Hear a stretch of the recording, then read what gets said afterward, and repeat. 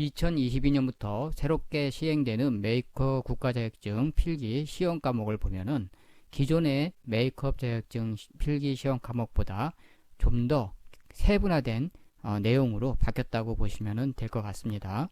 자세히 보면 메이크업 위생관리라든지 메이크업 고객 서비스, 메이크업 카운슬링, 퍼스널 이미지 제한, 메이크업 기초 화장품 사용, 베이스 메이크업, 색조 메이크업, 속눈썹 연출 및 연장, 본식 웨딩, 응용 메이크업, 트렌드, 미디어 메이크업, 무대, 공연, 캐릭터 메이크업, 공중 위생관리 이렇게 나눠져 있지만 사실은 그 안에는 피부학과 화장품학이 같이 포함되어 있다고 보시면 되겠습니다.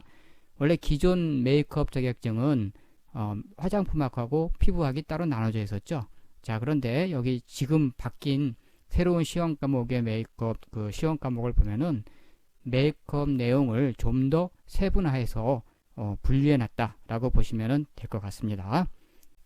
오늘의 학습 목표는 첫 번째 단원인 메이크업 위생관리 중에서 메이크업 이해에 대해서 학습해 보도록 하겠습니다. 우리 메이크업 위생관리에는 메이크업 이해와 메이크업 위생관리, 메이크업 재료 및 도구 위생관리가 있습니다. 자, 그 중에서 우리 첫 번째 메이크업 이해에 대해서 알아보도록 하죠. 자, 그러면 메이크업 이해 중에서 우리 메이크업 언에 대해서 먼저 알아보도록 하겠습니다. 메이크업이라고 하는 것은 코스메틱을 포함해서 그리스어인 코스메틱 코스에서 유래됐다 라고 보시면 되겠습니다. 메이크업은 사전적 의미로서 봤을 때 보완하다, 제작하다 라는 뜻으로서 쓰이고 있는 것이죠. 화장품이라는 도구를 사용해서 신체의 장점을 부각시키고 단점을 보완하는 미적 추구 가치 행위를 갖다가 메이크업이라고 우리가 할 수가 있겠죠. 영국의 시인 리차드 크라슈가 메이크업이라는 단어를 처음 사용했다라는 것 여러분들 꼭 챙겨 두셔야만 되겠습니다. 누가 메이크업이라는 단어를 처음 사용했다고요? 영국의 시인 리차드 크라슈라는 것 꼭 챙겨 두시기 바랍니다. 그러면 액티브 러닝 체크를 통해서 각 나라별로 메이크업은 어떤 명칭으로 사용되었는지 한번 알아보도록 하겠습니다. 이탈리아 같은 경우는 페인팅이라고 하는 용어로 사용되었습니다. 르네상스에서 전래된 짙은 화장을 가리키는 것이며 16세기 우리 셰익스피어의 시곡 중에 나오는 단어가 바로 이 페인팅이라고 할 수가 있겠습니다. 그래서 16에서 17세기에 연백의 원료를 만든 분을 페인트라고 불렀죠. 후에 백납분의 색상과 향료를 섞어서 만든 다채로운 안료를 얼굴에 색칠하는 것으로 분장을 의미하기도 합니다. 그래서 메이크업은 분장하고도 관련이 있다는 거 여러분 꼭 챙겨두셔야 되겠죠. 프랑스 같은 경우는 마키아지라는 이름으로 사용되었습니다. 마키아지란 분장을 의미하는 프랑스어로 영국 용어로 화장, 분장을 뜻하기도 합니다. 또한 프랑스에서는 뚜알레트라는 용어로도 사용됐는데 토일렛이라고 하는 프랑스어로 1540년경 영국에서 가벼운 화장을 포함한 몸치장 전반을 가리키는 용어로 사용되기도 했습니다. 영국의 경우 바로 드디어 메이크업이라는 용어를 사용했는데 17세기 초 여성의 매력을 높여주는 행위를 메이크업이다 라고 했었죠. 영국의 시인 리차드 크라슈가 처음 사용하였다라는 것 확인할 수가 있겠습니다. 자, 메이크업의 정의를 본다면 결점을 보완 수정하고 장점을 부각시켜서 개성있고 아름답게 만드는 행위를 갖다가 우리가 메이크업이라고 할 수가 있겠죠. 넓은 의미의 메이크업의 정의를 든다면 육체의 일부를 표면적으로 변형하는 인류 특유의 풍습이다 라고 보면 되겠죠. 좁은 의미로 본다면 재료에 관계없이 직접 사람의 피부 표면을 미화하는 장신수단으로 보면 될 것입니다.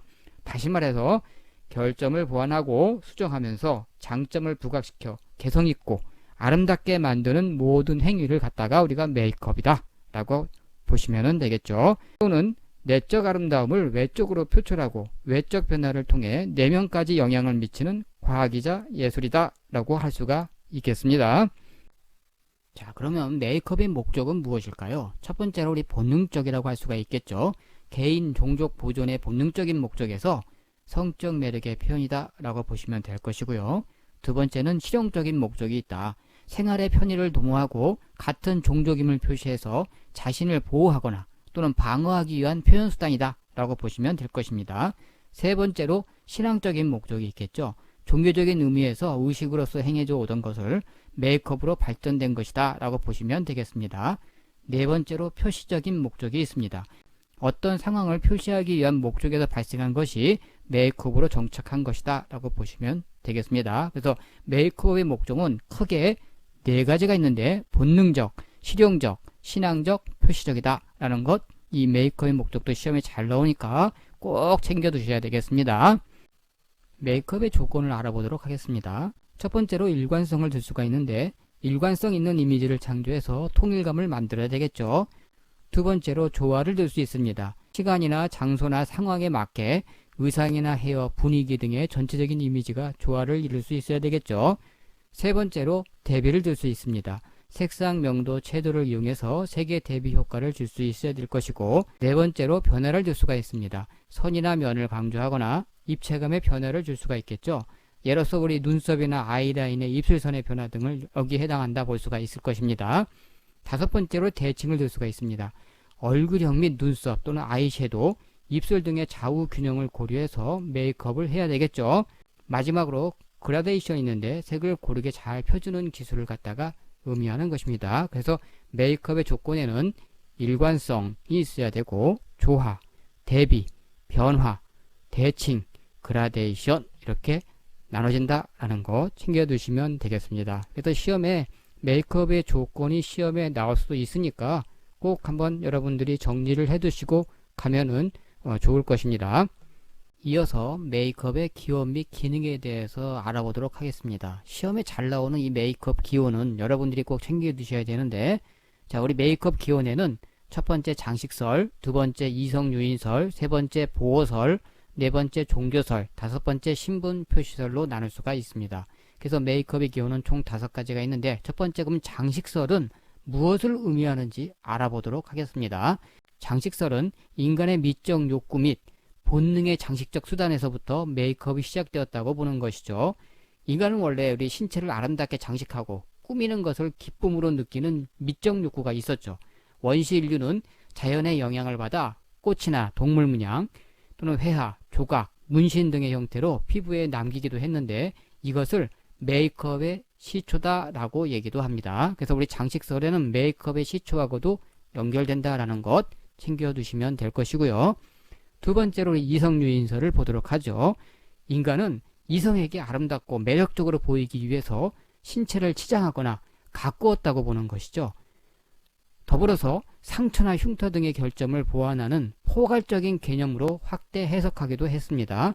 현대 메이크업에 가장 가까운 기원이 바로 이성유인설이다 라고 보시면 되겠습니다. 장식설은 메이크업의 시초, 이성유인설은 현대 메이크업에 가장 가까운 기원 이렇게 보시면 되겠죠. 세 번째로 보호설을 들 수 있는데 인간은 여러 위험이나 위협으로부터 보호하기 위한 수단으로 위장, 은폐시키기 위해 치장이 미화수단으로 발전했다고 보는 것이죠. 향유의 사용은 곤충들로부터 피부를 보호하기 위해서이고 고대 이집트의 여인의 경우 눈에 짙게 메이크업을 한 것은 강한 태양빛으로부터 눈을 보호하기 위한 것이었다 라는 것 챙겨두시면 되겠습니다. 네 번째로 종교설을 들 수 있는데 일종의 주술, 종교적 욕구로 특정한 형태의 의복이나 신체를 장식하여 잡기나 악마를 물리치고 자신과 부족을 보호하려는 수단으로서 발전했다. 이것이 하나의 종교설이죠. 이집트의 경우 숭배하는 신의 제단에 가기 위해서는 청결 의식으로 얼굴을 채색하고 향수를 뿌리기도 했다라는 것입니다. 마지막 다섯 번째로 신분 표시설을 들 수가 있습니다. 일정 집단에서 지위나 계급, 성별, 기혼, 미혼 등을 구분해주는 표시로서 메이크업이라는 것이 사용되었다라는 것이죠. 현재에도 인도 여성들의 경우 미간의 붉은 점은 기혼임을 표시하는 것으로 사용되고 있고요. 아프리카 부족들 사이에 행해지는 문신, 코골이, 팔찌 등도 족장의 신분을 표시하거나 각 종족을 구분하는 표시로서 사용되었다라는 것입니다. 그래서 메이크업의 우리 기원을 총 정리해보면 총 5가지가 있는데 첫 번째 장식설, 두 번째 이성유인설, 세 번째 보호설, 네 번째 종교설, 다섯 번째 신분 표시설이 있다라는 것과 이 메이크업 기원 5가지의 각각의 내용들에 대해서 여러분들이 조금 알고 가시면은 시험 문제를 푸는데 아주 편할 것입니다. 왜냐하면 각각 분리해서 물어보는 경우가 많이 있습니다. 예를 들어서 뭐 보기를 보여주고 그것이 장식설인지 또는 뭐 이성 유인설인지 보호설인지 이렇게 물어보는 경우가 있는 것이죠. 그래서 메이크업의 기원을 여러분들은 좀 자세하게 알아보면 좋겠죠. 자, 그러면 이제 이어서 메이크업의 기능에 대해서 알아보도록 하겠습니다. 이 메이크업 기능은 1회 시험에서 처음 나왔던 문제이기도 합니다. 자, 우리 메이크업 기능은 크게 세 가지로 나눌 수가 있습니다. 물리적 기능, 심리적 기능, 사회문화적 기능 이렇게 나눌 수가 있겠죠. 자, 물리적 기능이란 것은 메이크업의 가장 기본적인 기능이라고 볼 수가 있습니다. 화장품이라는 제품을 사용해서 외형적인 미적 효과를 얻고 미적 변화를 주는 기능을 우리 즉 미화 기능을 물리적 기능이다 라고 하는 것입니다. 두 번째로 심리적 기능이 있죠. 분장과 캐릭터 메이크업 시술 시 인물의 성격 묘사를 위한 기능으로서 사용되기도 하고 사고방식과 가치 추구의 방향을 제시해주는 심리적 기능을 가지고 있는 것이 바로 이 메이크업이다 라는 것이죠. 세 번째로 사회문화적 기능을 들 수가 있는데 사회적 관습이나 또는 신분의 표시, 직업의 표시, 의사 전달의 수단으로서 사용되는 것이 이 메이크업이다 라고 보는 것이죠. 자, 그래서 메이크업의 기능은 크게 물리적 기능, 심리적 기능, 사회문화적 기능이 있다라는 것입니다. 그래서 시험 문제 다음 중 뭐 메이크업의 기능이 아닌 것은 이렇게 물어보는 경우가 있습니다. 자, 그럼 만약에 예를 들어서 메이크업의 기능이 아닌 것은 해서 창조적 기능이 들어간다면 맞는 것인가요? 창조적 기능은 여기에 해당이 되는 것이 아니죠. 그래서 메이크업의 기능은 크게 물리적 기능, 심리적 기능, 사회문화적 기능이다 라는 거 여러분들 꼭 챙겨두시고 가셔야만 합니다. 세 번째로 메이크업 역사에 대해서 알아보도록 하겠습니다. 자, 메이크업 역사는 크게 우리나라인 한국의 역사와 서양 역사로 나눠볼 수가 있겠죠. 자, 우리 첫 번째로 우리나라인 한국의 메이크업 역사를 보면 크게 고대 시대인 고조선 시대와 삼국시대, 고려시대, 조선시대로 나눌 수가 있고 우리나라 근대와 현대 시대로 구분할 수가 있겠습니다. 자, 그러면 첫 번째로 우리 고대 시대인 고조선 시대에 대해서 알아보도록 하죠. 고대 시대인 고조선 시대도 백색을 선호했구나라는 걸 알 수가 있고 즉 하얀 피부를 선호했다라는 것과 이마를 넓게 보이게 하기 위해서 머리털을 뽑기도 했고 돼지 기름을 이용해서 동상을 예방하기도 했습니다. 자, 액티브 러닝 체크를 통해서 좀 더 자세히 알아보도록 하죠. 쑥과 마늘을 사용해서 희고 건강한 피부를 만들기 위해 복용하기도 했고 즉 미백의 효과가 있다는 것이죠. 민간에 널리 이용된 미용 재료라고 볼 수가 있는 것입니다. 자, 그리고 두 번째로 이마를 넓게 하기 위해서 머리털을 뽑기도 했죠. 세 번째로 마늘의 꿀을 혼합해서 얼굴에 바름으로써 기미, 주근깨, 잡티 제거와 미백에 사용되었다는 것과 네 번째로 우리 말갈 사람들은 미백 효과를 얻기 위해서 오줌으로 세수하기도 했습니다. 그리고 다섯 번째로 쑥을 달인 물로 목욕을 해서 피부에 미백 효과를 얻었다라고 보면 되겠죠. 자, 고대인 고조선 시대도 하얀 피부를 선호했다라는 것과 그러기 위해서 미백 효과의 효능이 있는 쑥과 마늘을 사용했다라는 것 여러분들이 챙겨두시면 되겠습니다. 두 번째로 삼국시대에 대해서 알아보도록 하겠습니다. 우리 삼국시대 하면 고구려, 백제, 신라를 들 수가 있겠죠. 삼국시대는 우리 불교의 영향을 많이 받았다고 볼 수가 있습니다. 그래서 불교의 영향으로 몸을 청결하게 하고 향을 널리 사용했다라고 볼 수가 있겠죠. 엷은 화장을 선호했다라는 것 꼭 챙겨두셔야만 됩니다. 또한 자연스러운 화장을 하고 백분의 기술이 높은 수준이었다는 것을 알 수 있는 것이 바로 이 삼국시대다라는 것 여러분들이 꼭 챙겨두셔야 될 것입니다. 자, 첫 번째로 우리 고구려시대가 있죠. 삼국시대 중에 고구려시대는 보름달 같은 둥근 얼굴과 짧고 뭉툭한 눈썹을 선호했습니다. 연지 화장을 통해서 그 사람의 직업을 예상할 수도 있었습니다. 첫 번째로 신분과 나이, 직업 및 의뢰를 구분해 지정했고 여성들은 신분에 관계없이 뺨과 입술을 연지로 화장했습니다. 남녀 모두 입술과 볼을 붉게 화장했고요. 보름달처럼 둥근 얼굴에 눈썹은 짧고 뭉툭하게 하였고 오렌지색 섀도우 화장을 한 것이 바로 이 고구려인들이 가지고 있는 특징이었다라고 보시면 되겠죠. 두 번째로 백제의 특징을 보면 중국 문헌 기록에 씹은 무주라 하여 분을 바르되 연지를 바르지 않은 엷고 은은하고 세련된 화장을 한 것이 바로 이 백제인이었다라는 것입니다. 일본 화장 문화에 영향을 준 것이 이 백제라고 할 수가 있겠죠.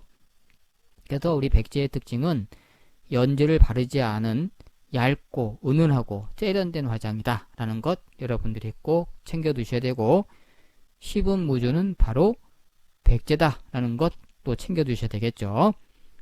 자, 그러면 이어서 신라에 대해서 알아보도록 하겠습니다. 신라는 영육일치 사상이라고 하여 남자인 화랑도 화장을 했고 남녀 모두 자신의 몸을 청결하게 하고 아름답게 꾸몄다라고 보시면 되겠습니다. 또한 외모에 관심이 높아서 미묵으로 눈썹 화장을 하기도 하였습니다. 엷은 화장이 유행한 것이 바로 이 신라다라고 보시면 되겠습니다. 그래서 고구려, 백제, 신라 등 이 삼국 모두의 공통적인 특징은 바로 엷은 화장을 선호했다라는 것 여러분들 챙겨 두시고, 자연스러운 화장, 즉 자연스러운 화장을 선호하고 백분 기술의 수준이 높았다라는 것도 여러분들이 꼭 챙겨 두시면 되겠죠. 자, 그러면 고려시대에 대해서 알아보도록 하죠. 고려시대는 신라의 화장품습을 그대로 전승해서 국가가 정책적으로 화장을 장려했던 시대가 바로 고려시대라고 할 수가 있습니다. 여염집 여인의 경우는 엷은 화장인 비분대 화장과 기생들 사이에 유행하는 분대 화장으로 나눌 수가 있었죠. 즉 분대 화장은 짙은 화장을 의미하기도 합니다. 동백과 아주까리 기름으로 머리 손질을 하고 입술과 연지로 홍화를 사용하기도 하였습니다. 자, 액티브 러닝 체크를 통해서 고려시대를 좀 더 자세히 들여다보도록 하죠. 첫 번째로 여염직 여성의 경우는 엷은 화장인 비분대 화장과 기생의 경우는 짙은 화장인 분대 화장으로 이원화됐던 시대가 바로 고려시대였다라는 것과, 두 번째로 기생의 분대 화장은 즉 짙은 화장으로 머리기름을 바른 번지르르한 머리와 백분을 하얗게 많이 바르고 곡선형 눈썹을 가늘고 선명하게 강조했던 시대가 바로 이 고려시대였다라는 것. 세 번째로 이것은 고려시대 나뭇결이 단단한 굴감나무나 너도밤나무 등의 재를 유연에 개어서 눈썹을 그리는데 사용했다라는 것입니다. 그러면 이어서 조선시대에 대해서 알아보도록 하겠습니다. 자, 조선시대는 유교적 관념으로 화장의 개념이 세분화되고 내면의 아름다움을 중시하던 시대가 바로 조선시대라고 할 수 있습니다. 그래서 자연스러운 화장을 선호하면서 궁중의 보염소에서는 화장품을 생산하기도 했었죠. 백분이나 머리기름, 연지 및 화장수가 제조되어 판매되기도 했고, 특히 사대부의 가정백과라고 할 수 있는 규합청소에는 화장법, 화장품 제조법이 들어있고요. 머리 스타일과 관련된 내용들이 기록되어 있습니다. 액티브 러닝 체크를 통해서 조선시대에 대해서 좀 더 자세히 알아보도록 하겠습니다. 조선시대에는 이중적인 성윤리관이 화장 문화에 영향을 주었다고 볼 수가 있는데, 그것은 곧 유교 문화에 의한 것이었죠. 즉 이상적인 여인상은 지덕체를 강조하여 여성의 화장이 부도덕한 행위로 간주되고 있었기 때문에 화장의 필요성이 점차 상실되었고, 아들을 잘 낳고 인내심이 강하며 성격이 원만한 여성이 미인으로 간주됐던 시대이기도 합니다. 억필 숭유 정책으로 인해서 외면의 아름다움보다는 내면의 아름다움을 강조했었고, 미인 박명 사상이 문화적 관념으로 자리 잡음으로써 미에 대한 부정적인 인식이 형성된 시기가 바로 조선시대라고 할 수가 있겠습니다. 그리고 조선시대에는 얼굴은 둥글고 야위지 않으며 살빛은 희고 머리숱은 많은 모습이 이상적인 여인상으로 보였다는 것이죠. 조선시대 우리 규합청소에는 우리 화장품 제조법이라든지 화장법 또는 두발 형태와 입술, 눈썹 그리는 방법 등이 수록되어 있고요. 또한 겨울에 얼굴이 거칠어지고 터지는데 달걀 3개를 물에 담가 김이 새지 않게 봉하여 내일에 두었다가 바르면 얼굴이 트지 않고 옷 같아진다는 미용법의 내용도 수록되어 있기도 합니다. 여염집 여성의 화장과 기생신분의 여성의 화장이 구분되었다고 볼 수가 있고요. 그리고 조선시대 꾸밈의 정도에 따라서 우리 화장을 분류할 수가 있는데, 성장, 응장, 염장, 담장, 농장, 야용으로 나눌 수가 있습니다. 성장은 야하거나 화려한 화장을 의미하는 것이고요. 응장은 신부 화장을 의미합니다. 염장은 진한 상태의 색채 화장을 의미하고, 담장은 엷은 화장으로서 기초 화장에 해당한다고 볼 수가 있겠죠. 농장은 담장보다 진하고 염장보다는 엷은 화장을 의미하고요. 야용은 변장 수준에 다르게 변형된 상태를 의미한다라고 보면 되겠습니다. 자, 그러면 이어서 우리나라 근현대 시대에 대해서 우리 알아보도록 하죠. 근현대 시대란 우리 1900년대 우리 근대 시대부터 먼저 알아보도록 하겠습니다. 자, 우리 1900년대는 개화기 시대로서 강화도 조약에 따른 개항 이후에 화장품과 신식 화장품이 일본과 청나라로부터 들어왔습니다. 그래서 수입 화장품인 구리무의 도입으로 인해서 화장품 산업이 촉진되었고 여염증 여성들과 기생이나 신여성들이 화장 구분은 더욱 심화됐다고 볼 수가 있겠습니다. 또한 종래의 쪽진 머리에서 퍼머와 짧은 헤어스타일이 유행했던 시대가 바로 이 1900년대 개화기 시대다라는 것과 1910년대인 우리 일제강점기 시대에는 1916년 상표 등록되어 공산품으로 제작 판매된 한국 최초의 화장품인 박가분이 있었고 이것이 성공하자 서가분, 정가분, 장가분 등 유사상품 외에 미용백분과 서울분, 설화분 등이 제작 판매된 시기가 바로 이 1910년대라고 보시면 되겠습니다. 이어서 1920년대에 대해서 알아보도록 하죠. 1920년대는 우리 크림, 백분, 비누, 향수들이 수입되었고 여성들이 사회에 진출하여 여성의 지위가 향상된 시기이기도 하며 머리의 길이와 치마의 길이가 짧아졌다고 볼 수가 있겠습니다. 또한 보부인 단발머리 스타일의 헤어가 유행했고 눈썹은 가늘게 다듬고 다시 정교하게 연필로 우리 그린 시대가 바로 1920년대라고 할 수 있죠.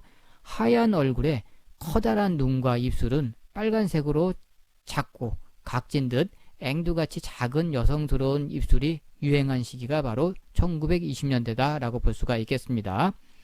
1930년대는 희고 깨끗한 피부 표현과 아랫입술에 빨간 입술 연지를 발랐고 짧은 단발머리와 눈화장을 강조하였으며 대형 화장품 생산회사가 등장한 시기이기도 합니다. 그래서 대형 화장품 회사인 우리 피카몬트, 구라모, 에레나 등이 여기에 해당이 된다 볼 수 있겠습니다. 1940년대에는 현대식 화장법이 도입된 시기라고 할 수 있고요. 얼굴은 희게, 눈썹은 반달 모양으로 그렸으며 볼과 입술은 붉게 표현한 시대가 바로 1940년대다 라고 보시면 되겠습니다. 국내 화장품 생산으로 화장품 산업이 전환기라고 할 수 있겠죠. 특히 1945년 해방이 되면서 서양 문물이 대거 몰려들었던 시기이기도 합니다. 자, 그러다 보니까 일본이나 유럽 등지에 나가 있던 사람들이 귀국하면서 기초미용이나 마사지법 등이 국내에 도입되기 시작하면서 서울시의 경우 위생과의 관리하에 우리나라 최초로 미용사 자격증이 제정된 시기가 바로 이 1940년대다라는 것입니다. 여러분들이 꼭 챙겨두셔야 되겠죠. 그리고 1950년대 들어서 6.25 동란으로 다시 국산 화장품이 위축되고 밀생 수입 화장품이 시장의 판도를 바꾸어 놓았고 서양 연예인들의 영향을 많이 받았던 시기가 바로 이 1950년대다라는 것입니다. 1960년대는 화장품 시장의 성숙기라고 할 수가 있는데요. 외국 영화의 상영 등으로 인해서 영화 스타들을 모방하는 헤어스타일이나 화장, 복식이 유행하기도 했습니다. 또한 자연스럽고 귀여운 인형 같은 메이크업과 브리지트 바르도의 육감적인 메이크업 및 자유분방한 헤어스타일이 유행하기도 했습니다. 특히 창백한 피부 표현과 눈화장 등에 강조하였고 입술색이 유행한 것이 바로 이 1960년대다라고 보시면 되겠죠. 1970년대는 메이크업 캠페인을 실시하는 등 메이크업 대중화 시기가 바로 이 1970년대다라고 보시면 되겠습니다. 1970년대는 메이크업이 대중화된 시기다. 그동안 서양의 미적 기준에 따라서 우리 부자연스럽게 이어지던 화장이 부드러운 색상을 사용해서 동양인에 알맞도록 하는 자연스러운 형태로 바뀌었다라는 것과 1970년대 후반부터는 계절별 미용법 등이 유행했었죠. 봄은 입술 화장, 여름은 자외선 차단, 가을은 눈화장, 겨울은 기초 손질 등이 정착된 시기가 바로 이 1970년대다라고 보시면 되겠습니다. 자, 그리고 1980년대 들어서 화장품 제조 기술의 발달로 인해서 소비자들의 다양한 욕구에 맞는 화장품들이 개발되기 시작했습니다. 또한 컬러 TV 보급이라든지 다양한 컬러 사용으로 색조 화장품 등이 발달됐고 기능성 화장품들이 출시된 시기가 바로 이 1980년대라고 할 수가 있겠습니다. 소비자 취향에 따라 미백 화장품이나 한방 화장품, 천연 화장품, 기능성 화장품, 자외선 차단 화장품 등이 개발되기도 했죠. 특히 유럽 메이크업의 영향을 받아서 평면적인 화장보다는 얼굴에 입체감을 주는 화장이 유행한 시기가 바로 이 1980년대다라고 보시면 되겠습니다. 1990년대에 들어서 자연스러운 색조 메이크업과 다양한 컬러 표현 등으로 한국적인 것을 모던하게 표현했던 시대가 1990년대라고 볼 수 있고요. 2000년대 들어서는 피부 건강을 중시하는 웰빙의 영향을 받아서 다양한 메이크업이 시도되기도 했습니다. 인위적인 아름다움보다는 우러나는 순수함이 부각되면서 여러 형태로의 트렌드가 공존하는 시대가 바로 이 2000년 시대다라고 보시면 되겠습니다. 세 번째로 서양의 메이크업에 대해서 알아보도록 하죠. 자, 서양은 크게 고대시대, 중세시대, 근세시대, 20세기 시대별로 우리 나눌 수가 있겠죠. 자, 우리 고대시대 하면은 우리 이집트 시대나 그리스 시대, 로마 시대를 의미하는 거고요. 중세시대를 의미하면 엘리자베스 시대, 르네상스 시대, 바로크 시대, 로코코 시대로 나눌 수가 있습니다. 근세시대는 1900년대 이후를 의미한다고 볼 수 있죠. 즉 20세기 초라고 보시면 되겠습니다. 자, 20세기 이후, 즉 1910년대부터는 우리가 이제 1910년대, 20년대, 30년대 뭐 해가지고 2000년대까지 나눠진다고 볼 수가 있겠습니다. 자, 이렇게 서양 메이크업의 시대별로 구분할 때 전체적으로 이렇게 크게 확인해 보면 여러분들이 문제를 푸는데 무리가 없겠죠. 자, 우리 고대 시대는 이집트, 그리스, 로마로 나눠지고, 중세라고 하는 것은 엘리자베스, 르네상스, 바로크, 로코코, 즉 바로크 시대는 17세기고 로코코는 18세기, 근세 시대는 1900년대, 즉 20세기 초라는 것과 20세기를 시대별로 구분하면 1910년대부터 2000년대까지로 나눠진다라는 것 여러분들이 꼭 챙겨두시면 아주 편하게 여러분들의 서양 메이크업의 역사를 이해하는데 좀 더 수월하리라고 생각이 듭니다. 그러면 고대 시대부터 먼저 알아보도록 하겠습니다. 우리 고대 시대 중에서 첫 번째 우리 이집트 시대를 먼저 알아보죠. 시험에 잘 나오죠. 이집트 시대는 최초의 메이크업에 대한 기록이 남아있는 것은 우리 BC 3000년경이라고 할 수 있고요. 이집트의 화장은 제사장이 시체나 산 사람에게 향유를 뿌리거나 미라를 보존하기 위해서 방부제나 연고 등을 바르는 데서 유래됐다고 볼 수가 있겠습니다. 강한 자연, 예를 들면 햇빛이라든지 바람이라든지 모래, 곤충 등이나 더위를 피하기 위해서 신분에 관계없이 보편화된 화장을 하였고, 강력한 계급사회로 변화되면서 화장은 신분을 표시하기도 했죠. 흰 피부를 위해 백납을 사용하였고, 고올, 다른 말로 화장먹이라고 하는데, 이 고올을 이용하여 아이라인을 그려 눈을 강조함으로써 햇빛 등으로부터 눈을 보호하기도 했습니다. 자색 달팽이로 입술을 붉게 나타냈으며 손, 발밑, 손발톱 등은 헤나를 이용하여 물들이기도 했습니다. 그 시대가 바로 이집트 시대다라는 것 여러분들이 꼭 챙겨놔야 되겠죠. 시험에 잘 나오니까 이집트 시대에 대한 내용을 여러분들이 꼭 다시 한번 숙지하고 가시면 좋을 것 같습니다.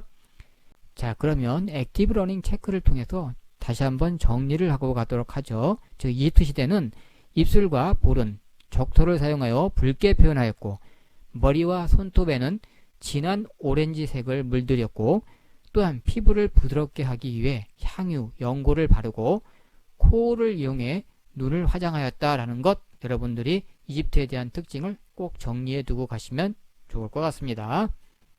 이어서 고대 시대 중 우리 그리스 시대에 대해서 알아보도록 하겠습니다. 메이크업은 미용적인 효과보다는 의학적인 측면에 더 관심을 둔 시대가 바로 그리스 시대라고 할 수 있고요. 메이크업하는 여인은 판도라처럼 자연의 섭리를 어기는 것으로 비난함으로써 여성의 메이크업을 금기시했다라는 것. 메이크업은 무이나 악공, 매춘부 등과 같은 여성을 중심으로만 이루어졌고, 메이크업한 여성에 대한 혐오감이 높았던 시대가 바로 그리스 시대라는 것. 여러분들이 그리스 시대에 대한 특징을 꼭 다시 한번 정리해 두고 가시면 되겠습니다. 액티브 러닝 체크를 통해서 그리스 시대에 대한 특징을 한 번 더 정리를 하고 가도록 하겠습니다.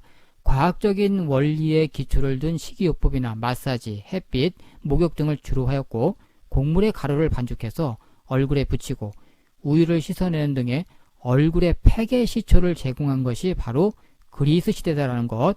또한 하얀 피부를 선호해서 백납 성분으로 된 안료를 발라 피부를 하얗게 표현하기도 했고, 메이크업을 한 여성에 대한 혐오감이 높았던 시대가 또한 그리스 시대다라는 것 여러분들이 꼭 다시 한번 정리를 해두고 가야만 됩니다. 이어서 로마 시대에 대해서 알아보도록 하겠습니다. 로마 시대는 매끄러운 피부를 위해 밀기울이나 당나귀 오일 등으로 목욕을 하거나 흰 피부를 위해서 백납분을 바르기도 하였습니다. 눈과 눈썹을 강조하기 위해서 검정 코올, 즉 화장목이라고 하죠. 검정 코올을 사용하여 검은색 라인을 그리고 속눈썹을 짙게 칠하였죠. 뺨과 입술을 붉게 표현하기도 하였습니다. 또한 헤나로 머리를 염색하기도 하였고, 로마의 상류층 같은 경우는 목욕을 즐겼으며 마사지나 피부 손질 등 건강과 치장 등을 위해서 많은 시간과 비용을 투자하기도 하였습니다. 자, 로마 시대의 특징을 여러분들이 다시 한번 꼭 정리를 하고 가시기 바랍니다. 중세시대의 전반적인 특징을 먼저 알아보도록 하겠습니다. 중세시대는 기독교가 생활의 중심이 된 시대라고 할 수가 있습니다. 종교적인 이념으로 인해서 문화 및 예술 등의 암흑기라고 할 수 있죠. 여성의 지나친 몸치장과 화장은 죄악시되어서 금기화되었고 당시의 여성들은 넓은 이마, 하얀 피부, 아치형의 눈썹, 붉은 입술, 하얀 치아, 다갈색의 헤어 및 깔끔한 손을 선호했습니다. 또한 영국의 발달로 인해서 의상과 영국 분장이 발달했다라고 보시면 되겠습니다.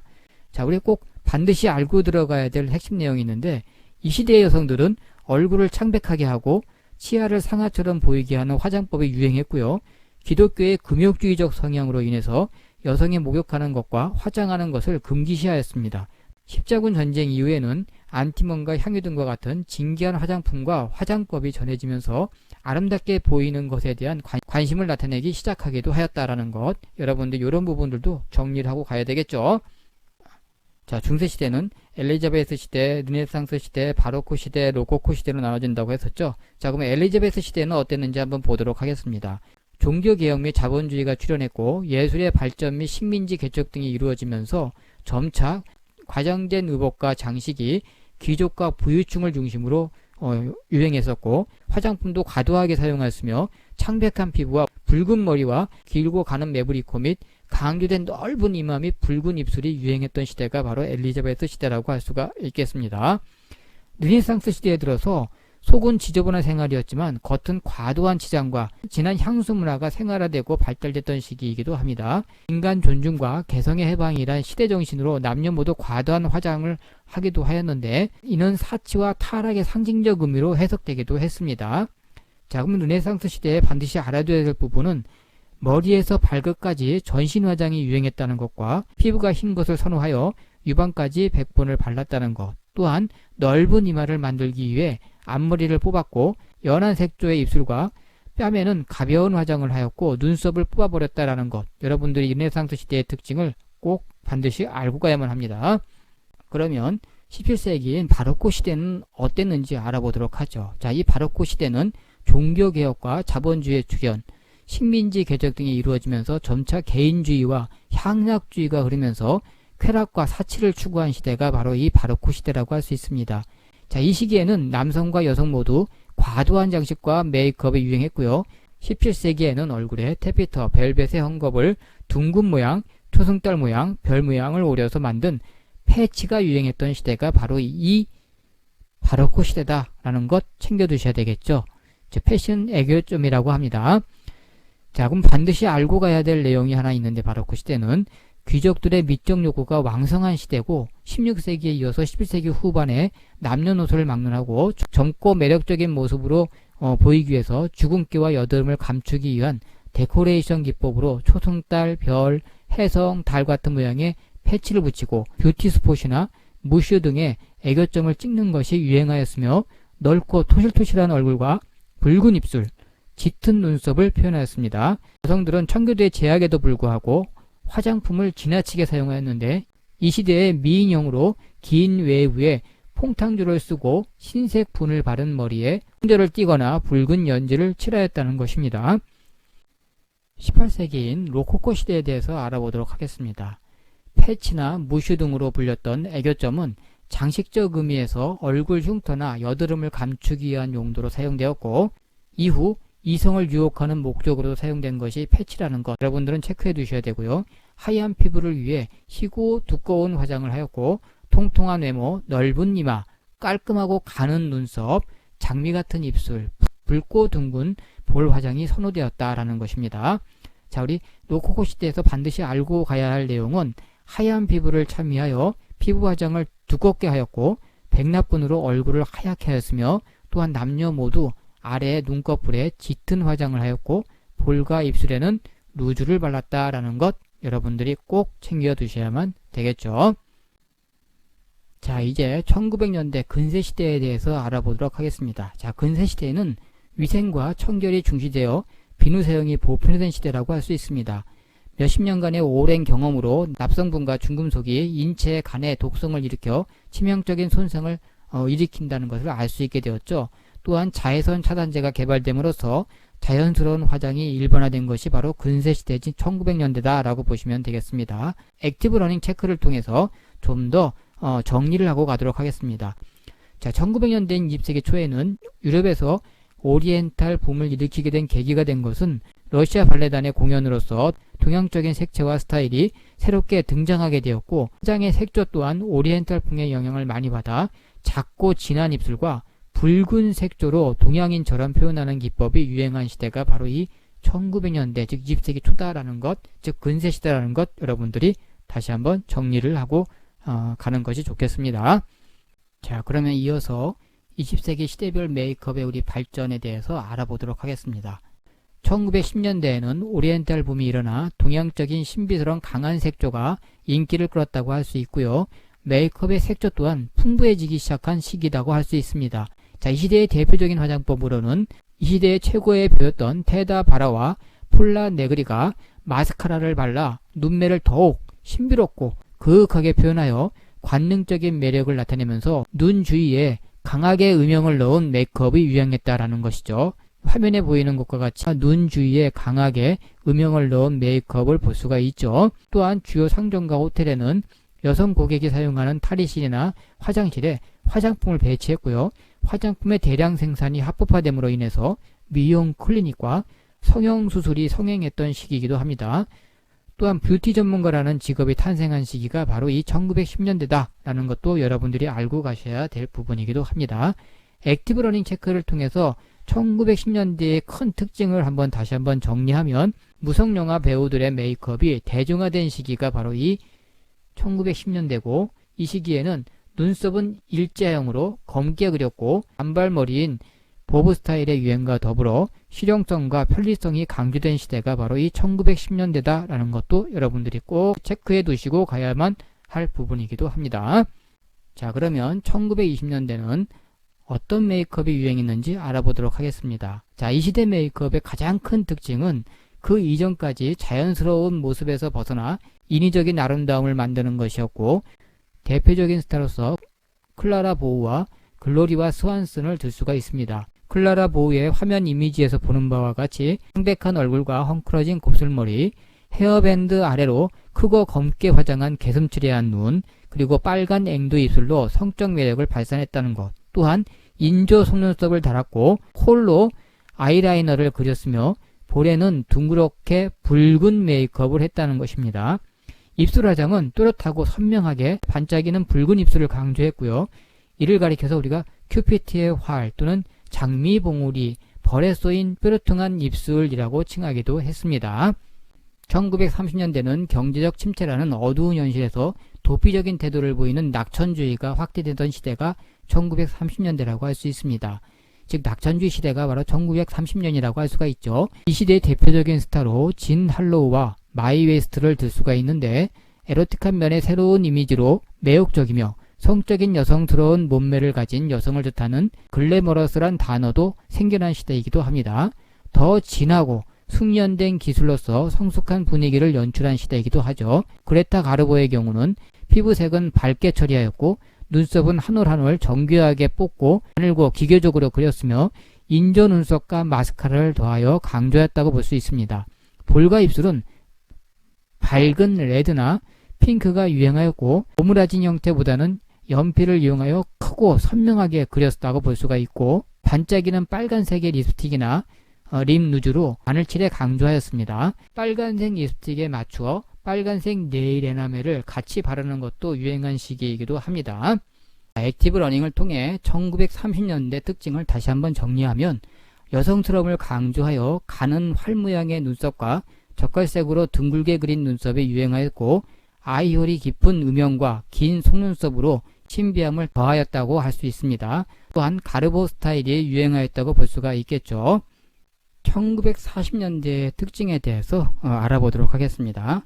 1940년대는 2차 세계대전 중인 군인들의 영향을 받아서 남성들에게 성적 매력이 있는 여성들의 이미지가 이상적인 스타일로서 등장한 시기이기도 합니다. 이 시대의 대표적인 배우로 리타 헤이워드와 존 크로포드, 캐서린 헵번 등이 있으며, 가늘고 신비스러운 긴 눈썹 대신에 두껍고 뚜렷하게 곡선적인 형태를 띠는 눈썹으로 관능적이면서도 생동감을 표현했다고 볼 수가 있겠습니다. 또한 두꺼운 피부 표현과 두툼하고 여성적인 곡선 형태로 입술을 크게 그려 풍만해 보이며 반짝거리는 빨간 입술이 유행하였죠. 눈썹은 아이펜슬로 눈꼬리 부분을 치켜 올려 표현한 눈꼬리를 강조하는 메이크업이 유행한 시대이기도 합니다. 액티브 러닝 체크를 통해서 1940년대를 간단히 정리하면 두껍고 뚜렷한 곡선 형태의 눈썹과 볼륨이 느껴지는 도톰한 입술이 유행했다 라고 정리할 수 있겠죠. 1950년대에 들어서 우아한 이미지를 나타내는 메이크업이 유행하였다고 할 수 있습니다. 오드리 헵번은 짧은 헤어스타일과 함께 소녀 같은 이미지의 굵은 눈썹 메이크업이 유행시켰고, 소피아 로렌은 굵고 각진 검은색의 눈썹과 아이라인을 강하게 치켜 올린 스타일로 강한 이미지를 강조하였으며, 또한 이 시대는 마를린 먼로가 등장한 시대이기도 합니다. 마를린 먼로는 성적 매력을 가진 청순하며 순정적인 나약한 이미지로 붉은색의 피부톤에 약간 인위적인 메이크업을 했다고 할 수 있죠. 피부톤은 밝게 하고 볼터치는 전혀 하지 않는 메이크업이 특징이라고 할 수 있습니다. 눈 바깥쪽으로 길게 붙인 속눈썹과 보트형의 빨간 입술 메이크업, 입가의 애교점 등으로 섹시한 이미지를 최대한 살리는 메이크업을 선보였다고 할 수 있습니다. 아이섀도우의 대중화가 이루어진 시기가 바로 이 1950년대라고 할 수가 있습니다. 1960년대 들어 사회 구성원에 따라 다양하게 등장하여 개성을 중시하고 실험적인 이미지 연출의 시대라고 할 수가 있습니다. 이 시대의 대표적인 모델인 트위기는 짧게 깎은 머리에 인형같이 커다랗게 강조된 눈, 거의 띄지 않게 그려진 조그마한 입과 장밋빛 볼, 가짜 주근깨 및 분화장을 안 한 윤택한 피부, 작은 키에 왜소한 체구 등 전통적인 미인의 모습과는 거리가 먼 다소 부조화스러운 모습이라고 할 수 있습니다. 눈꺼풀에는 두꺼운 선을 그리고 하이라이트도 주었으며 인조 눈썹도 2중 3중으로 사용하였죠.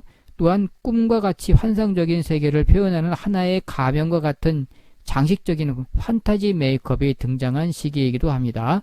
새, 동물, 나비, 꽃이나 기하학적인 무늬를 인위적이고 장식적으로 그린 메이크업이 상업화된 패션 산업에 의해서 전개되었다고 볼 수가 있는 시대라고 할 수가 있겠습니다. 1960년대를 액티브 러닝 체크를 통해 간단하게 정리를 한다면 히피 룩이라고 하여 짙은 색으로 눈을 강조하고 창백한 입술과 피부색 화장이 유행하였다고 볼 수 있겠죠. 또한 트위기 스타일이 유행한 시기가 바로 이 1960년대다 라고 보시면 되겠습니다. 1970년대에 들어서게 되면 기존 사회 질서에 대한 강한 부정과 함께 저항의 의미를 메이크업으로서 표현하고자 하였으며, 립스틱 위에 바르는 투명하거나 반투명한 립 글로스가 널리 애용되었습니다. 또한 펑크족들의 메이크업은 눈 언저리를 멍든 모습으로 그리거나 눈 주위에 검은 웅덩이 모양으로 선을 여러 개 긋고, 눈꼬리는 날카로운 방추형의 드라큘라형 메이크업이 유행하였다고 할 수 있겠죠. 자연스러운 색조 사용과 사이버틱한 색조가 인기를 끌었습니다. 미국 배우 파라 포셋의 자연스러운 헤어스타일과 메이크업이 70년대 대표적인 스타일이라고도 볼 수가 있겠죠.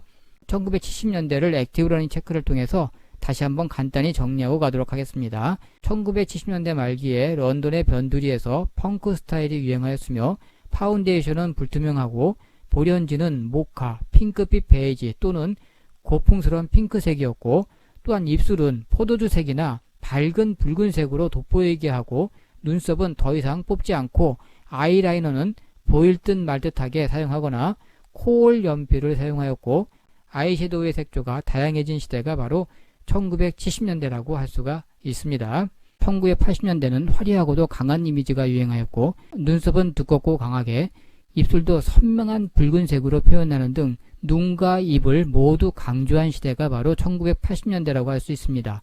80년대를 대표하는 배우로 브룩 실즈를 들 수가 있는데, 브룩 실즈의 경우도 강한 눈썹 메이크업과 뚜렷한 이목구비를 강조하는 메이크업을 보여주었죠.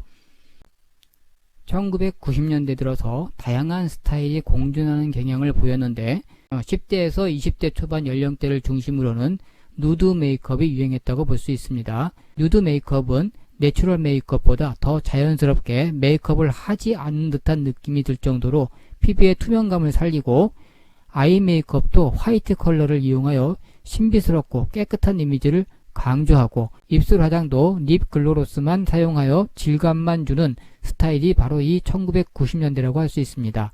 90년대 말 무렵에는 미래에 대한 동경과 두려움이 메이크업에도 반영되어 나타나면서 펄과 반짝이를 이용한 사이버 분위기의 메이크업이 인기를 얻었고 나만의 독특한 메이크업이 중요시되는 아방가르드식의 메이크업이 속속 등장한 시대가 바로 1990년대라고 할 수가 있습니다.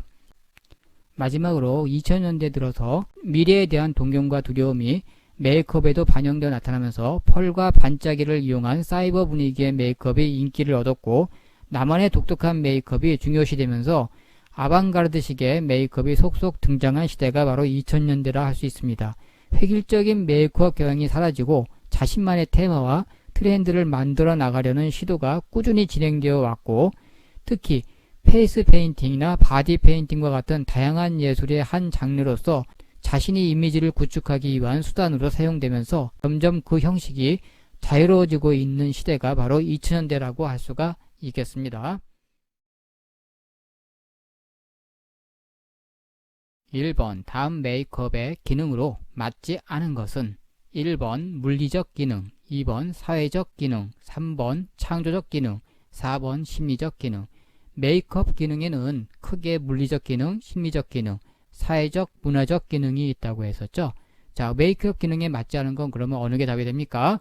3번 창조적 기능이 틀린 것이죠. 여기서 맞지 않은 것을 찾는 거니까 답이 1번의 3번이라는 걸 금방 확인할 수 있습니다. 2번 메이크업의 정의와 가장 거리가 먼 것은 1번 화장품과 도구를 사용한 아름다움의 표현 방법이다.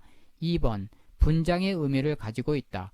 3번 색상으로 외형적인 아름다움을 나타낸다. 4번 의료기기나 의약품을 사용한 눈썹 손질을 포함한다. 자, 메이크업의 정의를 둔다면 화장품이나 도구를 사용해서 아름다움을 표현하는 것이 바로 메이크업이라고 할 수 있었죠. 그래서 메이크업은 분장의 의미를 가지고 있다라고 했었습니다. 또한 색상으로 외형적인 아름다움을 표현하는 것이 메이크업이라고 했었죠. 보기 4번처럼 의료기기나 의약품을 사용한 눈썹 손질을 포함한다 이렇게 되어 있는데 의료기기나 의약품을 사용하는 것이 아니죠. 즉 메이크업은 치료하고는 상관이 없죠. 자, 메이크업은 즉 화장이나 도구를 사용해서 아름다움을 표현하고 분장의 의미를 표현하고 있으며 색상으로 외형적인 아름다움을 표현하는 것이 우리 메이크업이다 라고 얘기를 했었습니다. 그래서 메이크업의 정의와 거리가 먼 것을 물었으니까 보기 4번이 답이 되겠죠. 그래서 2번의 답은 4번이 됩니다. 3번 현대의 메이크업 목적으로 가장 거리가 먼 것은 1번 개성 창출, 2번 추위 예방, 3번 자기 만족, 4번 결점 보완. 우리 메이크업이라고 하는 것은 결점을 보완하고 수정하고 장점을 부각시켜서 자기 만족과 개성있고 아름답게 만드는 모든 행위를 말하는 것이죠. 현대 메이크업 목적에 해당이 안 되는 게 무엇이겠습니까? 우리 메이크업 한다고 추위 예방하는 거 아니죠? 그래서 3번의 답은 2번이라는 걸 금방 확인할 수 있습니다. 4번 조선시대 화장 문화에 대한 설명으로 틀린 것은 1번 이중적인 성윤리관이 화장 문화에 영향을 주었다. 2번 여염집 여성의 화장과 기생신분의 여성의 화장이 구분되었다. 3번 영육일치 사상의 영향으로 남녀 모두 미에 대한 관심이 높았다. 4번 미인 방명 사상이 문화적 관념으로 자리 잡음으로써 미에 대한 부정적인 인식이 형성되었다. 자, 조선시대의 화장 문화에 대한 설명으로 틀린 것을 물어보고 있습니다. 자, 조선시대는 이중적인 성윤리관이 화장 문화에 영향을 주었죠. 여염집 여성의 화장과 기생신분의 여성의 화장이 구분되었고 미인 방명의 사상이 문화적 관념으로 자리 잡음으로써 미에 대한 부정적인 인식이 형성된 시기가 조선시대라고 했었죠. 영육일치 사상의 영향으로 남녀 모두 미에 대한 관심이 높았던 시기는 바로 신라시대에 대한 내용이죠. 그래서 답은 4번의 3번이 되겠습니다. 3번의 보기 3번은 신라시대에 대한 내용입니다. 5번 신라시대 메이크업 경향을 설명한 용어로 맞는 것은 1번 영육일치 사상, 2번 시분무주, 3번 분대화장, 4번 목욕재개. 자, 우리 신라시대 메이크업은 영육일치 사상이라고 했었죠. 영육일치 사상이란 남녀 모두 자신의 몸을 청결하게 하고 아름답게 꾸미는 것을 갖다가 우리 영육일치라고 했었죠. 자, 그러면 5번의 답은 1번이라는 걸 일단 알 수는 있고요. 자, 그 다음에 시분무주는 백제시대 때 얘기죠. 중국문헌기록에 우리 시분무주라 해서 분을 바르되 연지를 바르지 않는 엷고 은은하고 세련된 화장, 이걸 갖다가 우리가 시분무주라고 했었죠. 그래서 시분무주는 백제 시대의 것을 의미하는 거고, 분대 화장과 비분대 화장은 우리 고려 시대의 얘기죠. 고려 시대에는 여염집 여성의 엷은 화장을 비분대 화장이라고 했고, 기생의 짙은 화장을 분대 화장으로 이원화되었다 이렇게 했었죠. 자, 그래서 분대 화장과 비분대 화장의 얘기는 고려 시대, 시분무주는 백제 시대, 영육일치 사상이 바로 신라 시대가 되는 것이죠. 5번의 답은 1번이 되겠습니다. 6번, 다음 보기에 해당하는 알맞은 단어로 맞는 것은? 자, 보기를 보죠. 이집트에서는 식물성 염료인 무엇의 잎사귀를 사용하여 머리와 손톱에 진한 오렌지색 물을 들였다. 자, 보기 1번 헤나, 2번 코올, 3번 터키옥, 4번 헤타이라. 자, 어느 게 답이 될까요? 이집트에서는 식물성 염료인 헤나의 잎사귀를 사용하여 머리와 손톱에 진한 오렌지색 물을 들였다가 되겠죠. 그래서 6번의 답은 1번 헤나가 답이 됩니다. 자, 우리 헤나라고 하는 건 식물성 염료인 잎사귀를 사용해서 머리와 손톱에 진한 오렌지색을 물들인 것을 말하고, 그럼 보기 2번의 코올은 뭔가요? 코올은 눈과 눈썹에 사용되는 부드러운 아이브로우 펜슬을 말합니다. 그리고 3번의 터키옥이라고 하는 것은 공작석과 같이 이집트의 색조 화장의 재료로 사용되었습니다. 그리고 4번의 헤타이라란 춤을 추거나 악기를 다루는 여자들을 가리키는 말입니다. 그래서 6번의 답은 1번 헤나가 답이 됩니다.